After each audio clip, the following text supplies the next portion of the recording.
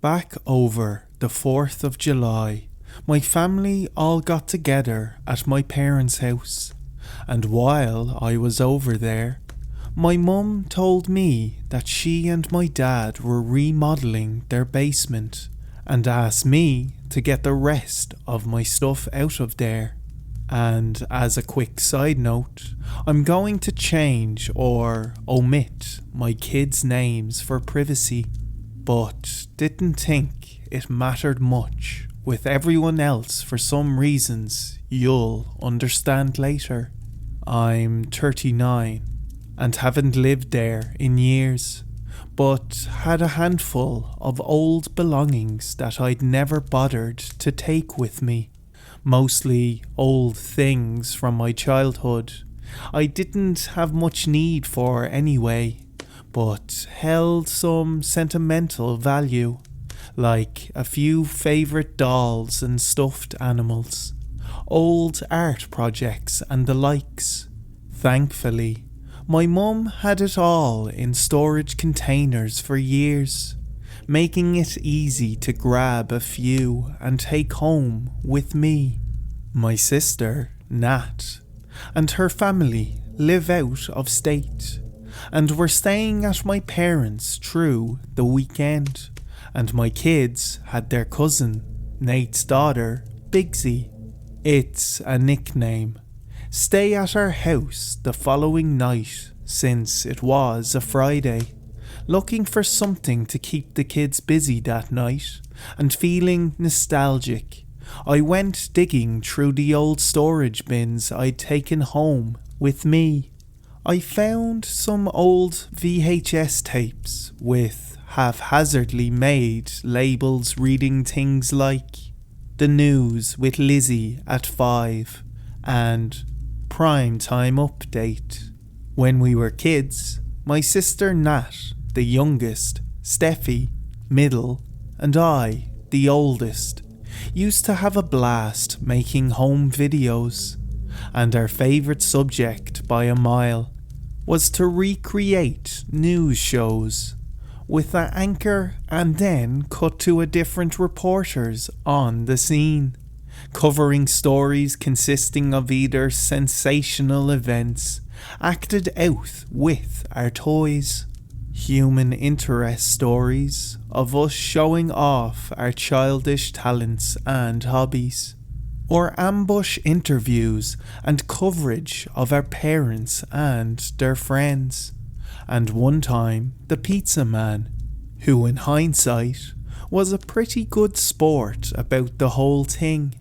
The subject matter, more often than not, was not only ridiculous, but also rather morbid, or at least grotesque, since vampire Cabbage Patch Kids attacking pet rabbits was much more fun and imaginative than more realistic news. This seemed like a perfect opportunity to show my kids and my niece what their mums got up to at their age, while I took a walk down memory lane at the expense of my husband cracking jokes and never letting me live it down. I randomly grabbed one of the tapes and gathered everyone in the basement, where we still have an old DVD VHS combo player hooked up for the kids to watch the old DVDs on occasion. After a minute or two of messing with the tracking and making sure the component cables were in the right ports, I got the tape playing to see my 8-year-old self sitting at an old little blue and yellow plastic table with a notebook and a pencil in hand, with giant glasses from the 70s on, trying my darndest to look like a serious and sober news anchor. 8-year-old me had hardly gotten through saying, "Welcome to Lizzie's News tonight." My husband, oozing sarcasm, said, "Ooh, so exciting. I better get making the popcorn." He got up to head upstairs before adding, "See kids, Mum looked like a lollipop with her giant head and tiny body too." The kids and I watched through the first segment, featuring me reporting on the amazing Steffi, a magician who was going to saw Nat in half inside a cardboard refrigerator box using only a plastic toy saw. Nat, who was wearing her favourite Discovery Channel t-shirt that she would never grow into.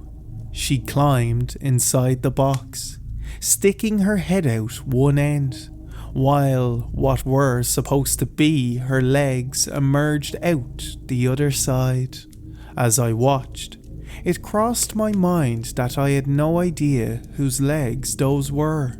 I know we occasionally would make these movies with friends and other neighbourhood kids, but couldn't remember who would have been with us by themselves, since all of our friends would come along with their siblings, or whose legs would have been close enough to match tiny Nat's.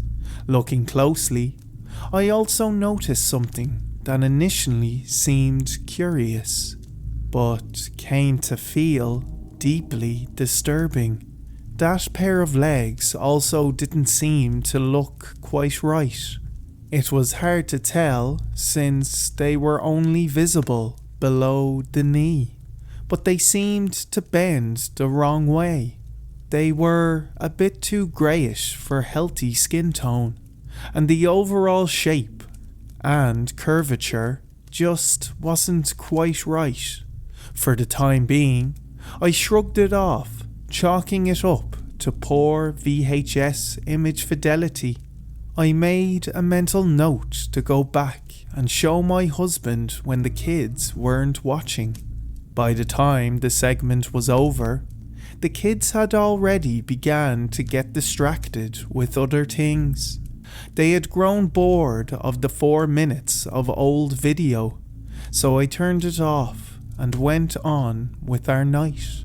Later, after the kids were asleep and my husband was upstairs entranced with his video games, and given me that do not disturb on penalty of death vibe, I got the urge to go and watch some more.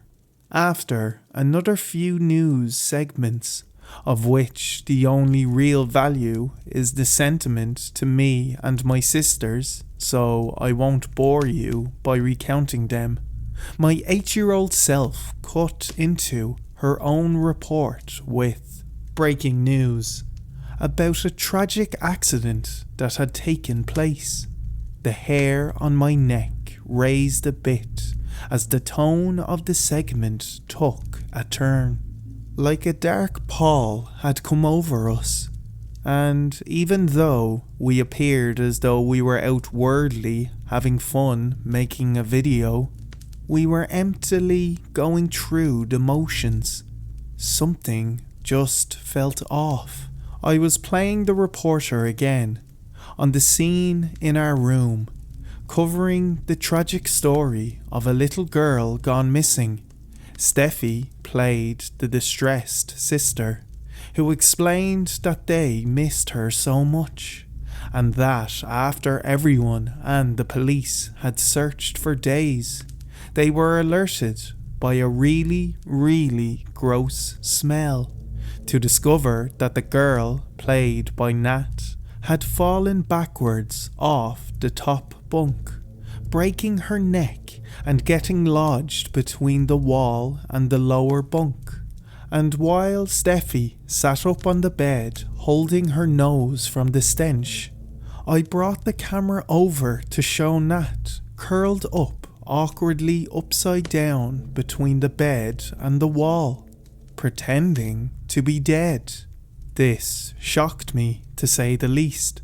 I certainly don't remember every little video we made, but I have a vague recollection of a lot of them, and even though we often enacted macabre stories, even involving someone dying.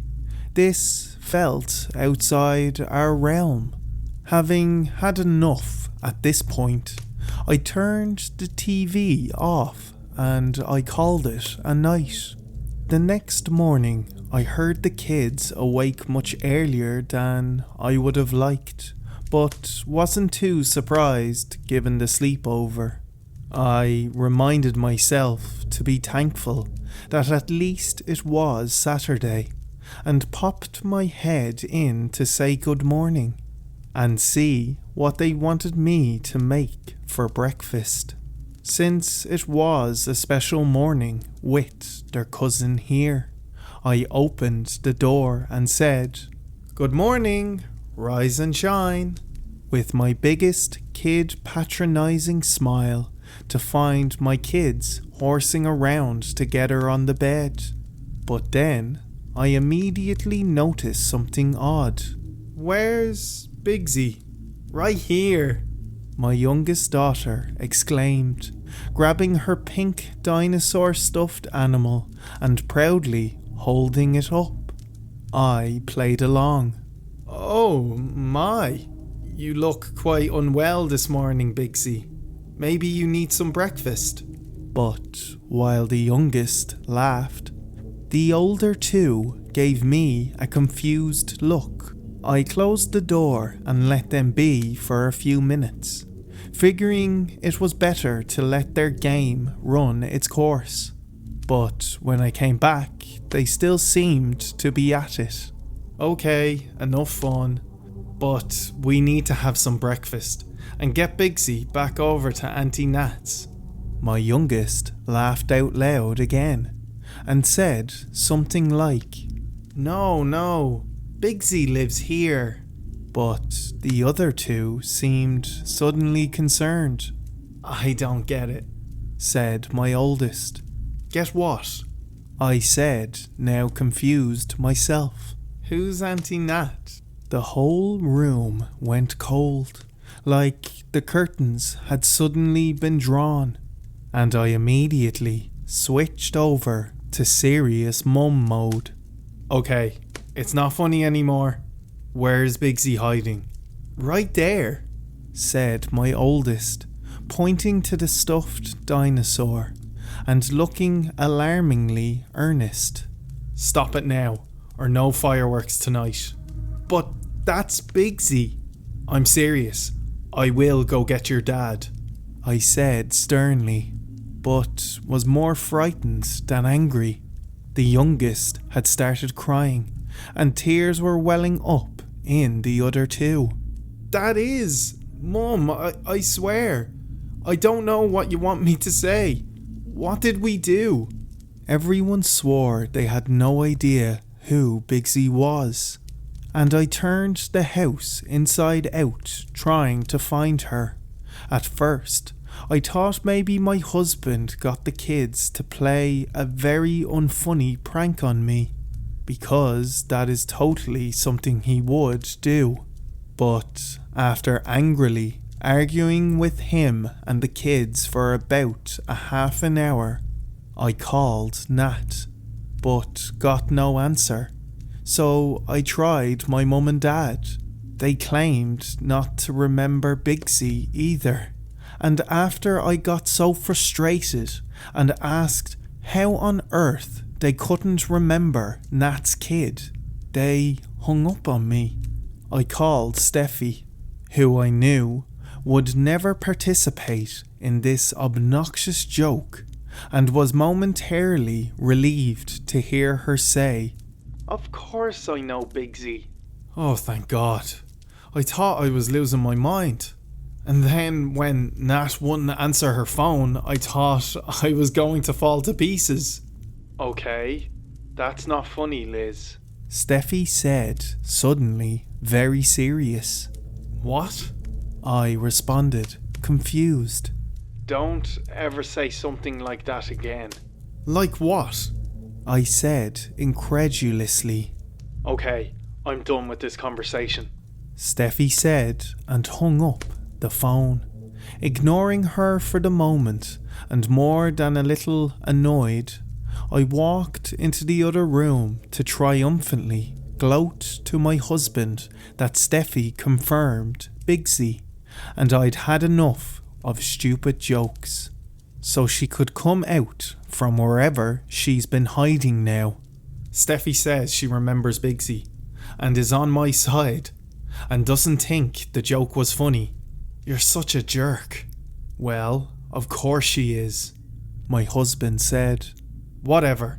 Seriously now though, we need to get Biggsy back to my parents or Nat, or she'll be so annoyed. Since they have to drive home today. We don't have time for this anymore. Wow, who's the one making unfunny jokes now? He said with added condescension. I don't get it. What do you mean? What do you mean? Bringing your sister that died when you were little into this. That's not something I would even joke about.